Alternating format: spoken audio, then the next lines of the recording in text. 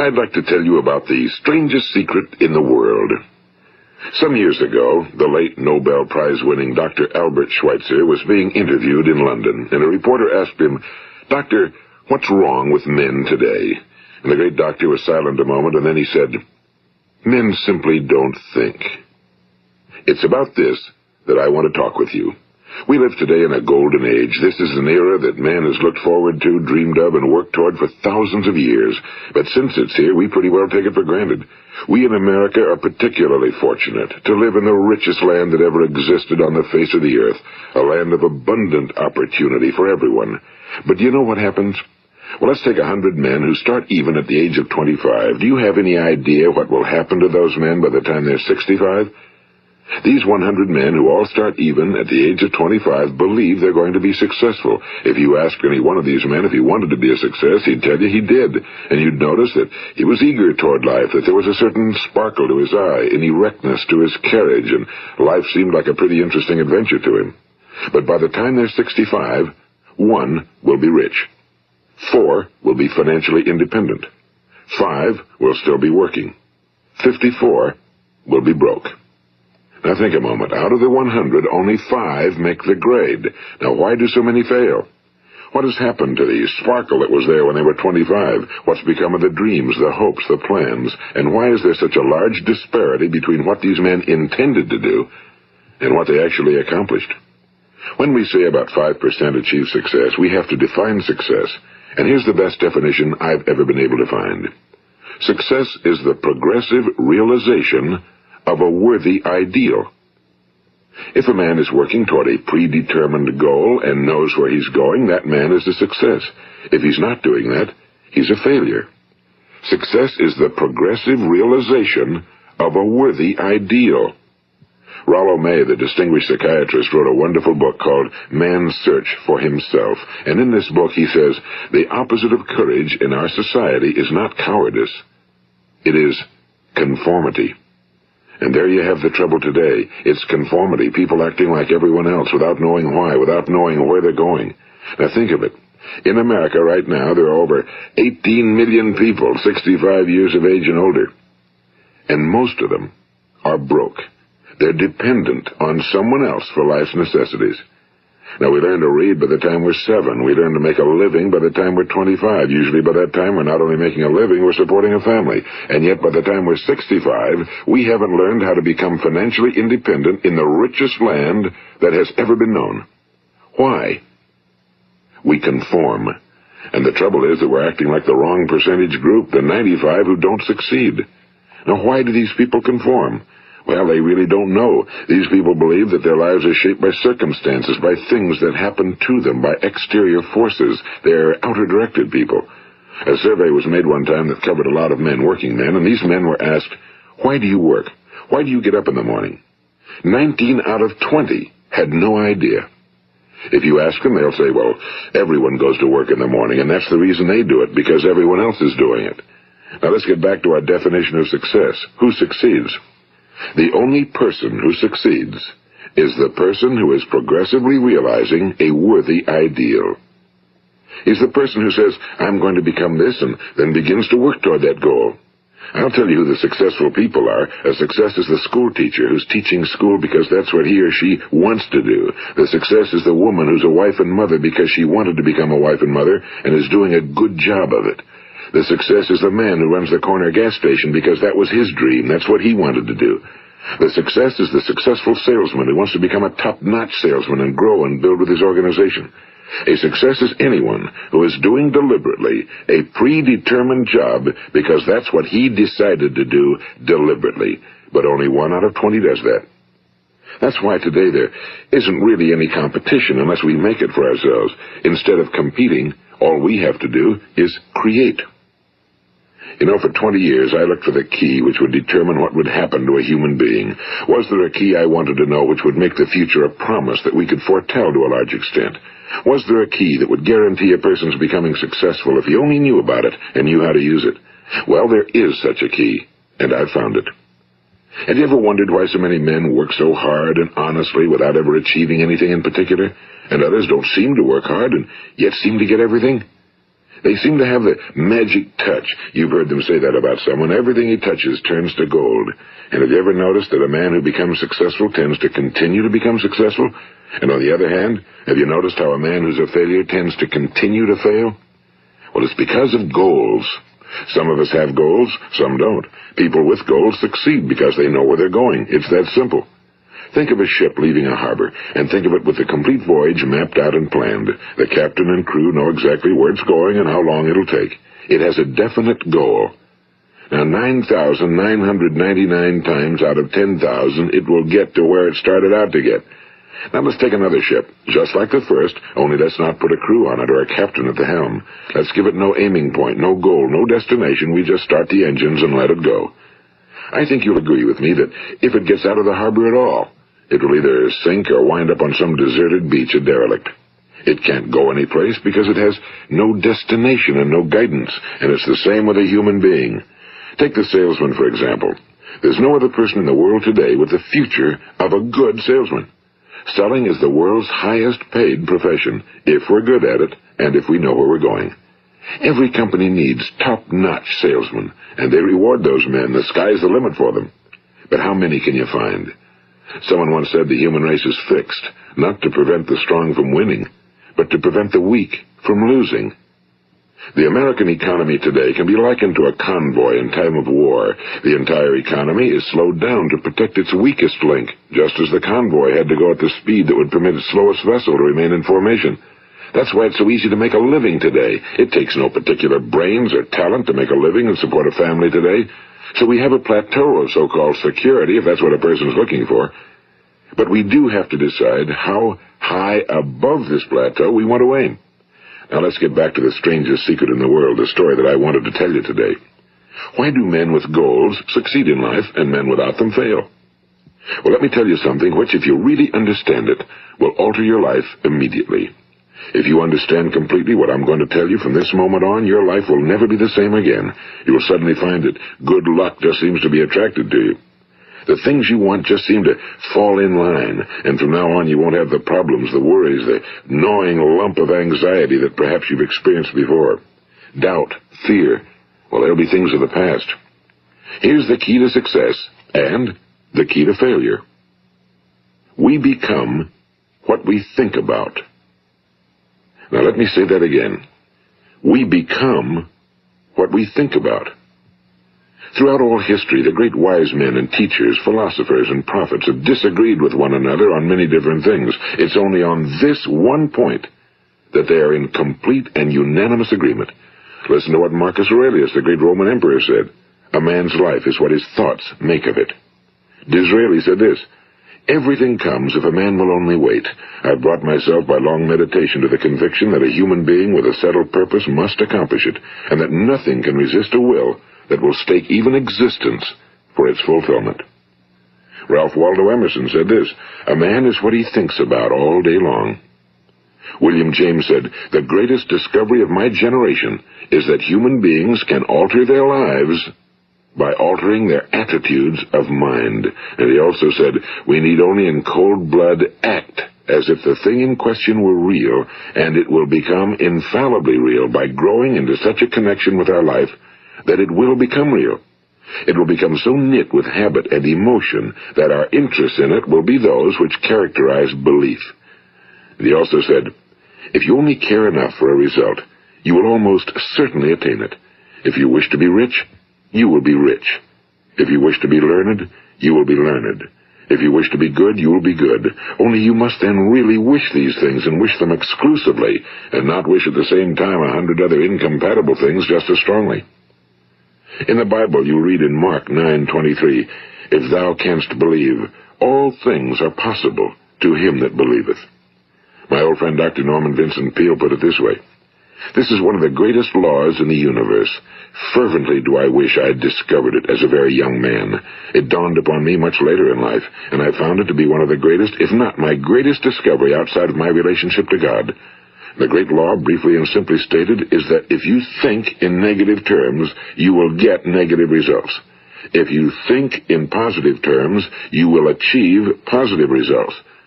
That is the simple fact, he went on to say, which is at the basis of an astonishing law of prosperity and success. In 3 words, believe and succeed. William Shakespeare put it this way: our doubts are traitors and make us lose the good we oft might win by fearing to attempt. George Bernard Shaw said, people are always blaming their circumstances for what they are. I don't believe in circumstances. The people who get on in this world are the people who get up and look for the circumstances they want, and if they can't find them, make them. Well, it's pretty apparent, isn't it? And every person who discovered this for a while believed that he was the first one to work it out. We become what we think about. Now, it stands to reason that a person who's thinking about a concrete and worthwhile goal is going to reach it, because that's what he's thinking about, and we become what we think about. Conversely, the man who has no goal, who doesn't know where he's going, and whose thoughts must therefore be thoughts of confusion and anxiety and fear and worry, becomes what he thinks about. His life becomes one of frustration and fear and anxiety and worry. And if he thinks about nothing, he becomes nothing. Now, how does it work? Why do we become what we think about? Well, I'll tell you how it works as far as we know. Now, to do this, I want to tell you about a situation that parallels the human mind. Suppose a farmer has some land, and it's good fertile land. Now, the land gives the farmer a choice. He may plant in that land whatever he chooses. The land doesn't care. It's up to the farmer to make the decision. Now, remember, we're comparing the human mind with the land because the mind, like the land, doesn't care what you plant in it. It will return what you plant, but it doesn't care what you plant. Now, let's say that the farmer has 2 seeds in his hand. One is a seed of corn. The other is nightshade, a deadly poison. He digs 2 little holes in the earth, and he plants both seeds, one corn, the other nightshade. He covers up the holes, waters, and takes care of the land, and what will happen? Invariably, the land will return what's planted. As it's written in the Bible, as ye sow, so shall ye reap. Now remember, the land doesn't care. It'll return poison in just as wonderful abundance as it will corn. So up come the 2 plants, one corn, one poison. Now, the human mind is far more fertile, far more incredible and mysterious than the land, but it works the same way. It doesn't care what we plant. Success, failure. A concrete, worthwhile goal, or confusion. Misunderstanding, fear, anxiety, and so on. But what we plant, it must return to us. You see, the human mind is the last great unexplored continent on Earth.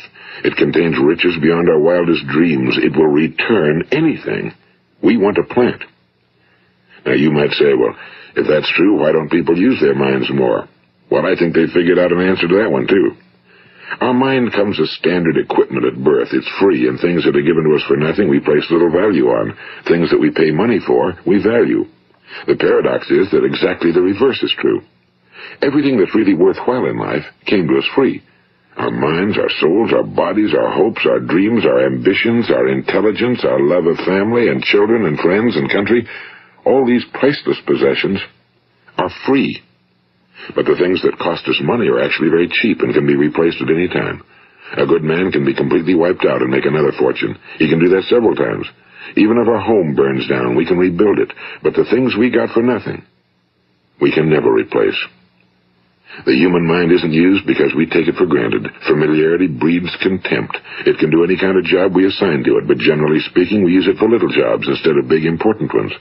Universities have proved that most of us are operating on about 10% or less of our abilities. So decide now, what is it you want? Plant your goal in your mind. It's the most important decision you'll ever make in your entire life. What is it you want? Do you want to be an outstanding salesman? A better worker at your particular job? Do you want to go places in your company? In your community? Do you want to get rich? All you've got to do is plant that seed in your mind, care for it, work steadily toward your goal, and it will become a reality. It not only will, there's no way that it cannot.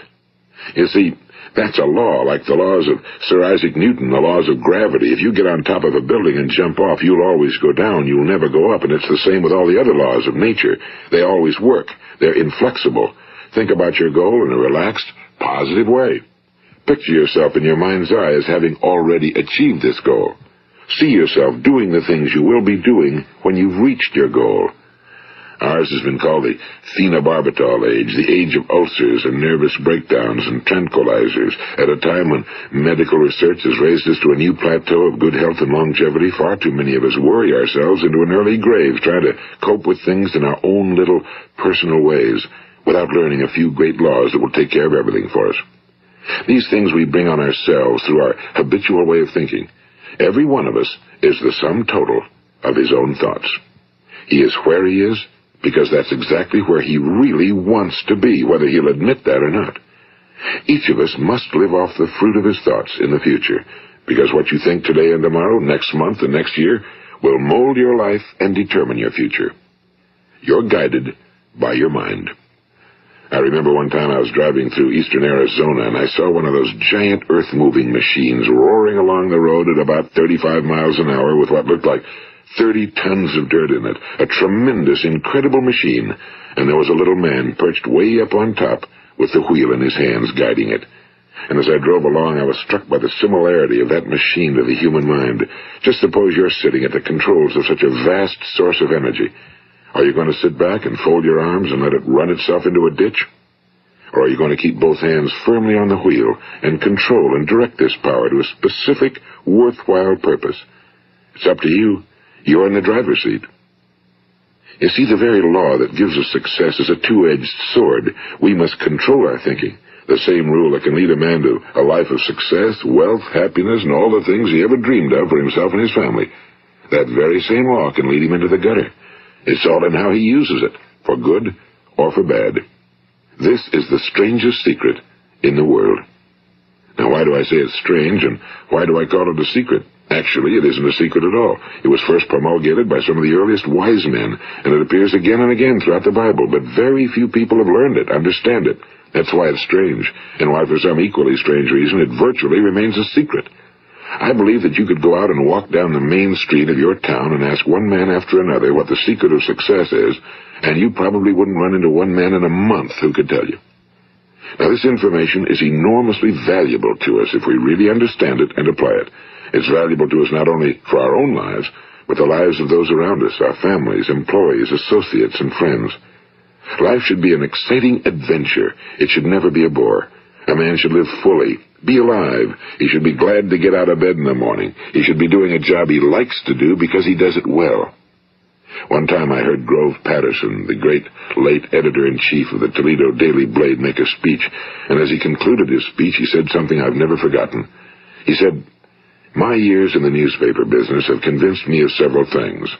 Among them, that people are basically good, and that we came from someplace, and we're going someplace. So we should make our time here an exciting adventure. The architect of the universe didn't build a stairway leading nowhere." And the greatest teacher of all, the carpenter from the plains of Galilee, gave us the secret time and time again. As ye believe, so shall it be done unto you. I've explained the strangest secret in the world and how it works. Now, on this side, I want to explain how you can prove to yourself the enormous returns possible in your own life by putting this secret to a practical test. I want you to make a test that will last 30 days. It isn't going to be easy, but if you'll give it a good try, it will completely change your life for the better. Now, back in the 17th century, Sir Isaac Newton, the English mathematician and natural philosopher, gave us some natural laws of physics which apply as much to human beings as they do to the movement of bodies in the universe. And one of these laws is that for every action, there is an equal and opposite reaction. Simply stated, as it applies to you and me, it means we can achieve nothing without paying the price. The results of your 30-day experiment will be in direct proportion to the effort you put forth. To be a doctor, you must pay the price of long years of difficult study. To be successful in selling, and remember that each of us succeeds to the extent of his ability to sell. Selling our families on our ideas, selling education in schools, selling our children on the advantages of living the good and honest life, selling our associates and employees on the importance of being exceptional people. To, of course, the profession of selling itself. But to be successful in selling our way to the good life, we must be willing to pay the price. Now, what is that price? Well, it's many things. First, it's understanding emotionally, as well as intellectually, that we literally become what we think about, that we must control our thoughts if we're to control our lives. It's understanding fully that as ye sow, so shall ye reap. Second, it's cutting away all fetters from the mind and permitting it to soar as it was divinely designed to do. It's the realization that your limitations are self-imposed and that the opportunities for you today are enormous beyond belief. It's rising above narrow-minded pettiness and prejudice. And third, it's using all your courage to force yourself to think positively on your own problem, to set a definite and clearly defined goal for yourself, to let your marvelous mind think about your goal from all possible angles, to let your imagination speculate freely upon many different possible solutions, to refuse to believe that there are any circumstances sufficiently strong to defeat you in the accomplishment of your purpose, to act promptly and decisively when your course is clear, and to keep constantly aware of the fact that you are, at this moment, standing in the middle of your own acres of diamonds, as Russell Conwell used to point out. And fourth, save at least 10% of every dollar you earn. It's also remembering that no matter what your present job, it has enormous possibilities, if you're willing to pay the price. Now let's just go over the important points in the price each of us must pay to achieve the wonderful life that can be ours. It is, of course, worth any price. 1. You will become what you think about. 2. Remember the word imagination and let your mind begin to soar. 3. Courage. Concentrate on your goal every day. 4. Save 10% of what you earn. And 5. Action. Ideas are worthless unless we act on them. Now, I'll try to outline the 30-day test I want you to make. Keep in mind that you have nothing to lose by making this test and everything you could possibly want to gain. There are 2 things that may be said of everyone. Each of us wants something, and each of us is afraid of something. I want you to write on a card what it is you want more than anything else. It may be more money. Perhaps you'd like to double your income or make a specific amount of money. It may be a beautiful home. It may be success at your job. It may be a particular position in life. It could be a more harmonious family. Each of us wants something. Now write down on your card specifically what it is you want. Make sure it's a single goal and clearly defined. You needn't show it to anyone, but carry it with you so that you can look at it several times a day.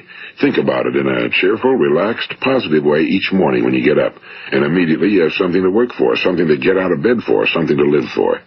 Look at it every chance you get during the day and just before going to bed at night. And as you look at it, remember that you must become what you think about, and since you're thinking about your goal, you realize that soon it will be yours. In fact, it's yours really the moment you write it down and begin to think about it. Look at the abundance all around you as you go about your daily business. You have as much right to this abundance as any other living creature. It's yours for the asking. Now we come to the difficult part. Difficult because it means the formation of what is probably a brand new habit, and new habits are not easily formed. Once formed, however, it will follow you for the rest of your life. Stop thinking about what it is you fear. Each time a fearful or negative thought comes into your consciousness, replace it with a mental picture of your positive and worthwhile goal. And there will come times when you'll feel like giving up. It's easier for a human being to think negatively than positively. That's why only 5% are successful. You must begin now to place yourself in that group. For 30 days, you must take control of your mind. It will think about only what you permit it to think about. Each day for this 30-day test, do more than you have to do. In addition to maintaining a cheerful, positive outlook, give of yourself more than you've ever done before. Do this knowing that your returns in life must be in direct proportion to what you give. The moment you decide on a goal to work toward, you're immediately a successful person. You are then in that rare and successful category of people who know where they're going. Out of every 100 people, you belong to the top 5. Don't concern yourself too much with how you're going to achieve your goal. Leave that completely to a power greater than yourself. All you have to do is know where you're going. The answers will come to you of their own accord and at the right time. Remember these words from the Sermon on the Mount, and remember them well. Keep them constantly before you this month of your test. Ask, and it shall be given you. Seek, and ye shall find. Knock, and it shall be opened unto you. For every one that asketh receiveth, and he that seeketh findeth, and to him that knocketh it shall be opened. It's as marvelous and as simple as that. In fact, it's so simple that in our seemingly complicated world, it's difficult for an adult to understand that all he needs is a purpose and faith. For 30 days, do your very best. If you're a salesman, go at it as you've never done before, not in a hectic fashion, but with the calm, cheerful assurance that time well spent will give you the abundance in return you deserve and want. If you're a homemaker, devote your 30-day test to completely giving of yourself without thinking about receiving anything in return, and you'll be amazed at the difference it makes in your life. No matter what your job, do it as you've never done it before for 30 days. And if you've kept your goal before you every day, you'll wonder and marvel at this new life you've found. Dorothea Brand, the outstanding editor and writer, discovered it for herself and tells about it in her fine book, Wake Up and Live. Her entire philosophy is reduced to the words, act as though it were impossible to fail. She made her own test with sincerity and faith, and her entire life was changed to one of overwhelming success. Now, you make your test for 30 full days. Don't start your test until you've made up your mind to stick with it. You see, by being persistent, you're demonstrating faith. Persistence is simply another word for faith. If you didn't have faith, you'd never persist. If you should fail during your first 30 days, by that I mean suddenly find yourself overwhelmed by negative thoughts, you've got to start over again from that point and go 30 more days. Gradually, your new habit will form until you find yourself one of that wonderful minority to whom virtually nothing is impossible. And don't forget the card. It's vitally important as you begin this new way of living.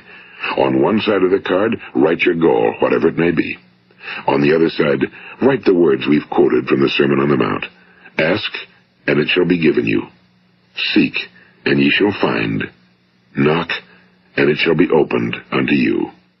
Nothing great was ever accomplished without inspiration. See that during these crucial first 30 days, your own inspiration is kept at a peak. And above all, don't worry.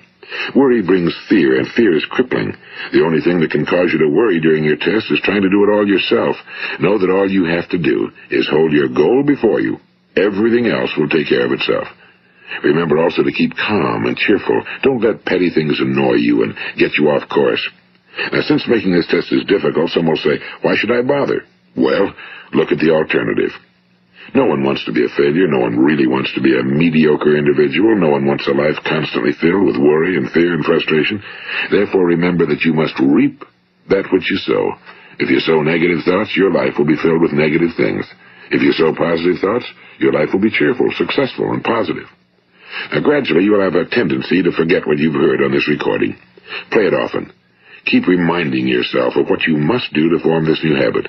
Gather your whole family around at regular intervals and listen to what's been said here. You know, most men will tell you that they want to make money without understanding the law.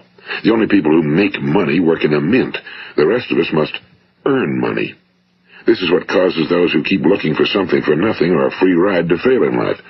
The only way to earn money is by providing people with services or products which are needed and useful. We exchange our time and our product or service for the other man's money. Therefore, the law is that our financial return will be in direct proportion to our service. Now, success is not the result of making money. Making money is the result of success, and success is in direct proportion to our service. Most people have this law backwards. They believe that you're successful if you earn a lot of money. The truth is that you can only earn money after you're successful. It's like the story of the man who sat in front of the stove and said to it, give me heat, and then I'll add the wood. How many men and women do you know, or do you suppose there are today, who take the same attitude toward life? There are millions. We've got to put the fuel in before we can expect heat. Likewise, we've got to be of service first before we can expect money. Don't concern yourself with the money. Be of service, build, work, dream, create. Do this and you'll find there's no limit to the prosperity and abundance that will come to you. Prosperity, you know, is founded upon a law of mutual exchange. Any person who contributes to prosperity must prosper in turn himself. Sometimes the return will not come from those you serve, but it must come to you from someplace, because that's the law. For every action, there is an equal and opposite reaction. As you go daily through your 30-day test period, remember that your success will always be measured by the quality and quantity of service you render, and money is a yardstick for measuring this service. No man can get rich himself unless he enriches others. Now, there are no exceptions to a law. You can drive down any street in America and from your car estimate the service that's being rendered by the people living on that street. Had you ever thought of this yardstick before? It's interesting. Some, like ministers and priests and other devoted people, measure their returns in the realm of the spiritual, but again, their returns are equal to their service. Once this law is fully understood, any thinking person can tell his own fortune. If he wants more, he must be of more service to those from whom he receives his return. If he wants less, he has only to reduce his service. This is the price you must pay for what you want. If you believe you can enrich yourself by deluding others, you can end only by deluding yourself.